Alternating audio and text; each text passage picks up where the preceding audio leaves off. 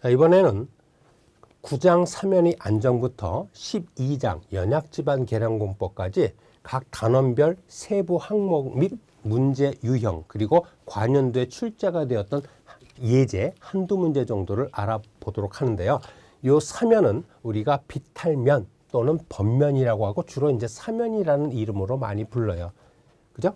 그래서 우리가 이제 어느 집안 위에 어떻게 이제 사면을 축조가 되면은 이 흙덩어리가 임의의 파괴면을 따라서 과연 미끄러질지 안 미끄러질지 그게 요 사면의 안정단원의 주 관심 대사고, 직립사면, 무한사면을 반무한사면이라고도 하며, 요 직립사면, 무한사면, 그리고 뭐 단순사면 또는 유한사면이 있어요.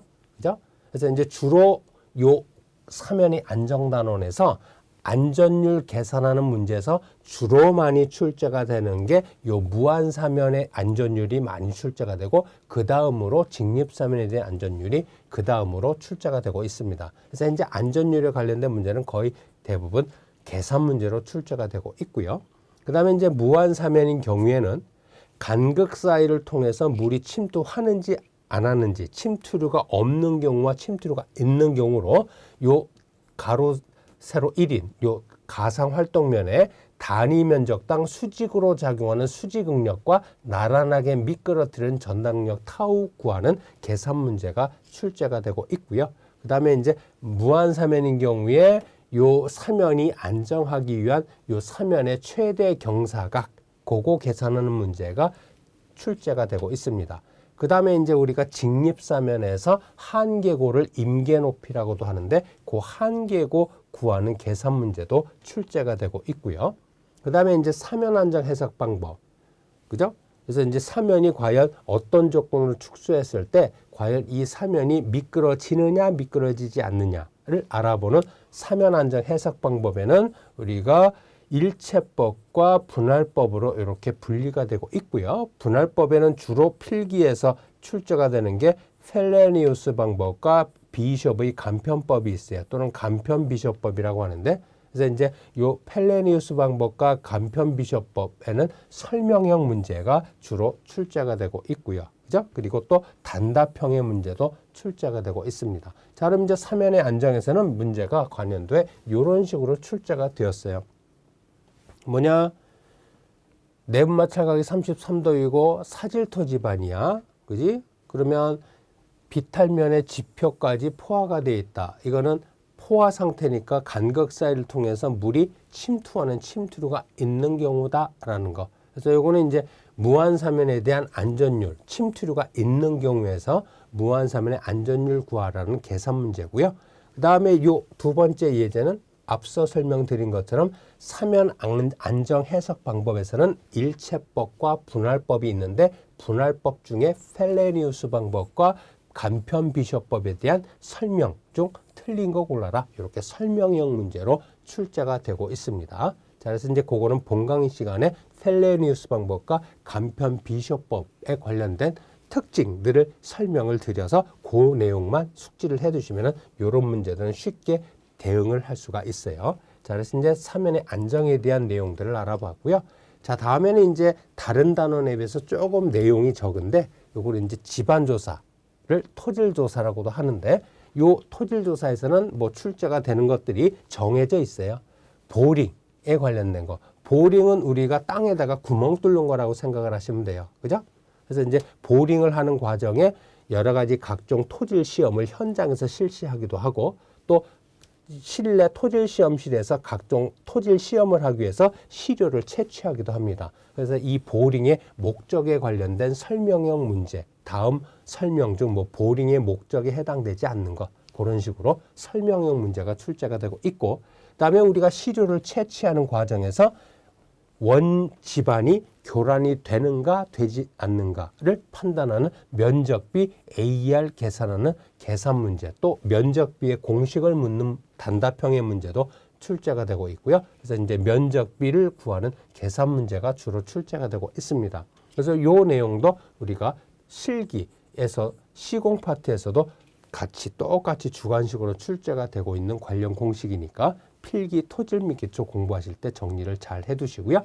그 다음에 이제 사운딩은 우리 토질조사, 집안조사 용어에 관련된 내용인데 요거는 뭐 강으로 된 강봉, 로드 끝에 어떤 저항체를 달아가지고 그거를 하중을 가해서 일정 깊이까지 집안에 박은 다음에 압축력을 가하거나 회전력을 가하거나 인장력을 가했을 때 그거에 대한 저항값으로부터 토층의 성질을 알아보는 것을 우리는 사운딩이라고 말을 합니다. 그래서 그 사운딩에 관련된 내용은 우리 단답형 또는 설명형 문제가 출제가 되고 있어요. 그래서 이제 관연도에 출제가 되었던 문제들은 이런 식으로 보링의 목적이 아닌 거 골라라 이런 식으로 설명형 문제 또는 뭐 단답형이라고도 할 수 있는데요. 뭐 이런 설명형 문제, OX 관련 문제가 출제가 되고 있고 그 다음에 교란이냐 불교란이냐를 판단하는 물성치 중에 하나 면적비 AR 계산하는 계산 문제. 물론 요 면적비 공식은 당연히 암기를 해야 그 공식에 의해서 주어진 조건을 가지고 면적비를 정확히 계산할 수가 있죠. 그래서 이제 면적비 AR이 참고적으로 본 강의 시간에 설명을 드리겠지만 요거는 10%보다 작으면은 이거는 불교란, 자연 상태 그대로에 가까운 불교란 시료 채취가 가능하다고 판단할 수가 있고요. 경험적으로. 그다음에 면적비 AR이 10%보다 크면 이거는 교란됐다라고 우리는 판단할 수가 있어요. 그래서 이제 불교란 시료를 채취해서 시험을 해야 되는 것들이 있고 교란이 되거나 불교란이거나 교란이거나 값이 어떤 흙의 물성치가 변하지 않는 것들은 교란 시료를 채취를 해서 시험을 하기도 해요. 그래서 요거는 주로 물리적인 시험, 비중 시험이라든가 함수비 시험이라든가 입도 시험 그런 것들은 교란된 시료로 채취를 해서 시험을 하면 되고요. 불교란 시료는 우리가 투수 시험이라든가 안밀 시험이라든가 강도 정수를 구하는 전단 시험 이런 것들은 자연 상태 그대로에 가까운 불교란 시료를 채취해서 시험을 해야만 정확한 그 해당 지점의 물성치를 구할 수 있다라고 우리는 알 수가 있습니다. 자, 다음에 이제 11장 기초공학에 관련된 내용인데요. 요 기초는 우리가 얕은 기초, 깊은 기초로 크게 두 가지로 분류를 할 수가 있고 또 얕은 기초에는 뭐 세부적으로 또 분류가 되고 깊은 기초도 뭐 말뚝 기초, 피어 기초, 케이슨 기초 이런 식으로 분류가 됩니다. 그래서 이제 기초공에서는 관연도에 출제가 되었던 내용들이 기초가 갖춰야 될 구비 조건에 관련된 설명형 문제가 출제가 되어 있고 다음 중 기초가 갖춰야 될 구비 조건이 아닌 것은 어떤 것이냐 이런 식으로 설명형 문제가 출제가 되고 있습니다.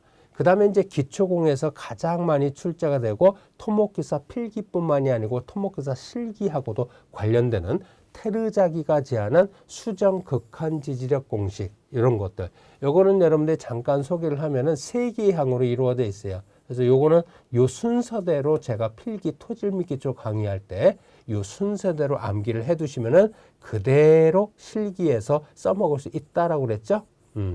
이 공식은 그냥 요 순서대로 그대로 기계적으로 반복 학습해서 암기를 해둬야 돼. 1항, 2항, 3항. 그래서 이 식을 우리는 얕은 기초의 수정극한 지력 공식 중에서 테르자기가 제안한 수정극한 지력 공식이라고 하는데 이 공식은 반드시 암기를 해두셔야 계산 문제와 단답형에도 적응할 수 있다는 걸 말씀드립니다. 그 다음에 이제 깊은 기초 중에서 말뚝 기초의 말뚝 주면에 중력 방향으로 말뚝을 끌고 내려가려는 마찰력을 부마찰력, 네거티브 스킨 프릭션이라고 해서 그 부마찰력을 구하는 계산 문제, 그리고 설명형 문제, 그리고 이 부마찰력은 실기에서도 주관식으로 출제가 되고 있다는 걸 말씀드립니다. 그 다음에 이제 깊은 기초의 지지력 산정 방법 중에 동력학적 지지력 공식에 관련된 계산 문제 및 단답형의 문제도 출제가 되고 있어요. 그래서 이제 동력학적 지지력 공식에서는 뭐 샌더 공식, 그 다음에 엔지니어링 뉴스 공식, 뭐 하일리 공식, 웨이스박 공식 이런 것들이 있는데 주로 엔지니어링 뉴스 공식과 샌더 공식에 의한 극한 지지력, 허용 지지력 구하는 계산 문제 및 단답형을 문제들이 출제가 되고 있고요. 그 다음에 이제 군항을 군말뚝 또는 무리말뚝이라고 해서 몇 개의 군항이 버틸 수 있는 허용 지지력 계산하는 문제 이런 것들이 계산형 및 단답형으로 필기 실기에서 출제가 되고 있습니다. 자, 그래서 이제 관연도 문제는 어떤 식으로 이런 식으로 출제가 됐었어요. 그래서 기초가 갖춰야 될 구비 조건으로 틀린 거 골라라 이런 식으로. 그 다음에 얕은 기초의 극한 지지력, 허용 지지력 구하는 계산 문제에서 가장 많이 쓰는 게 테르자기가 제안한 수정 극한 지지력 공식이라고 그랬죠. 그래서 그거는 여러분들이 방금 전에 썼지만 계속해서 필기실기에서 나오는 거니까 한 번 더 써볼까요?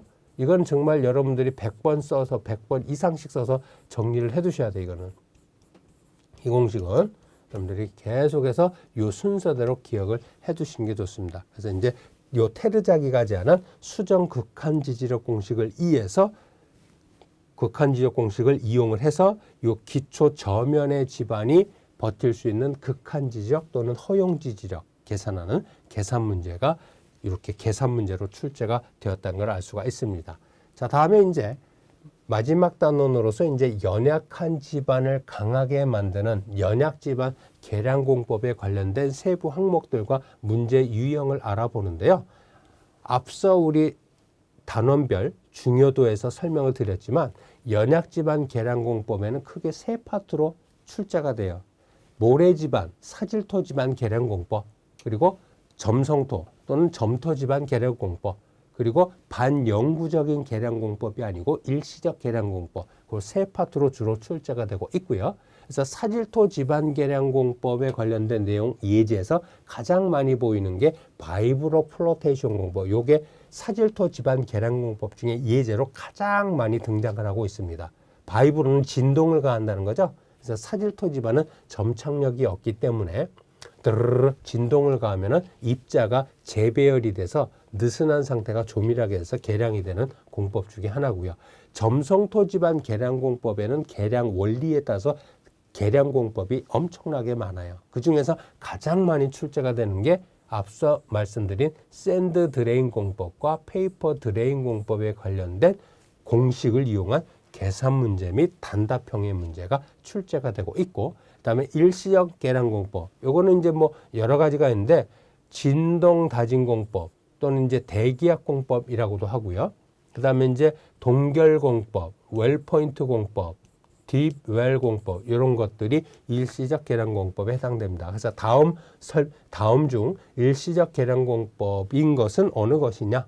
그런 식으로 단답형의 문제로 출제가 되고 있었고요. 그다음에 이제 점성토 집안 계량 공법에 관련된 내용 중에서 가장 많이 필기실기에서 나오는 샌드 드레인 공법의 유효 직경 DE와 관련되는 계산 문제 그리고 설명형 문제가 출제가 됐었고, 페이퍼 드레인 공법에서는 계산 문제에 관련된 공식으로서 직사각형 단면을 원형 단면으로 환산하는 등치 환산원의 직경 DW 계산하는 계산 문제가 필기 앤드 실기에서 출제가 됐었습니다.